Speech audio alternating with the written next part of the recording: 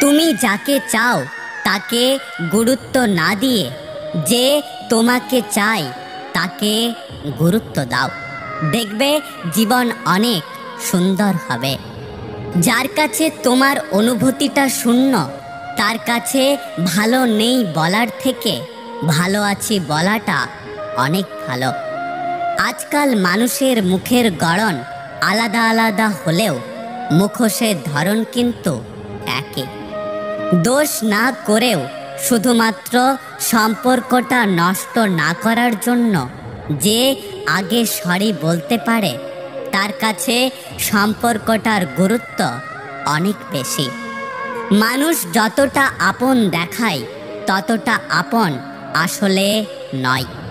স্বার্থ ফুরিয়ে গেলে এক মুহূর্তেই পর হয়ে যায়।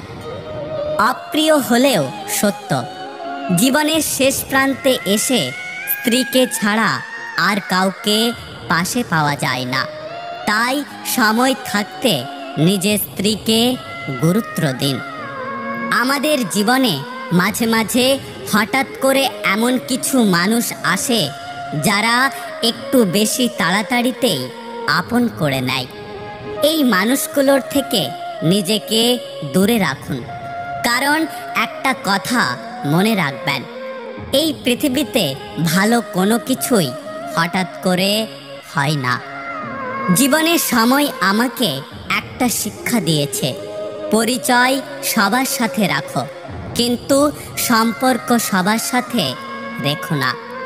মানুষ যোগ্যতার চেয়ে বেশি কিছু পেয়ে গেলে মানুষের ব্যবহার পশুর মতো হয়ে যায়।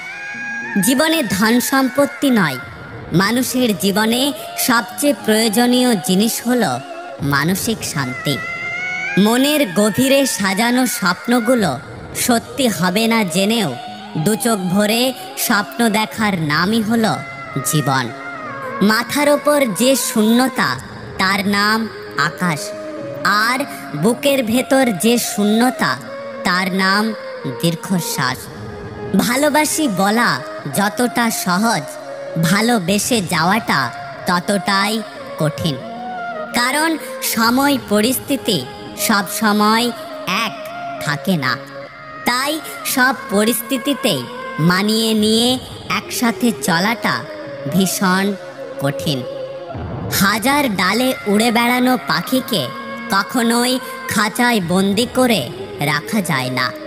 যত ভালোবাসা দিই না কেন, যতই আগলে রাখা হোক না কেন, তার স্বভাব কখনোই বদলে যাবে না। আজকাল ভালোবাসা বলতে শুধু টাকা আর রূপকেই বোঝায়। মনকে এখন মানুষ কেউ খোঁজে না। কেউ একজন এমন থাকুক যার সামনে বুক ভাঙা হাসি হাসতে হবে না, যার কাছে ভালো আছি নামক শব্দটা ব্যবহার করতে হবে না, যার সামনে চোখের জল লুকিয়ে হাসতে হবে না, যার কাছে মন খারাপের কারণটা মন খুলে বলা যাবে। যদি ভিডিওটি ভালো লাগে পাশে থাকবেন, আর হ্যাঁ, নিজের খেয়াল অবশ্যই রাখবেন।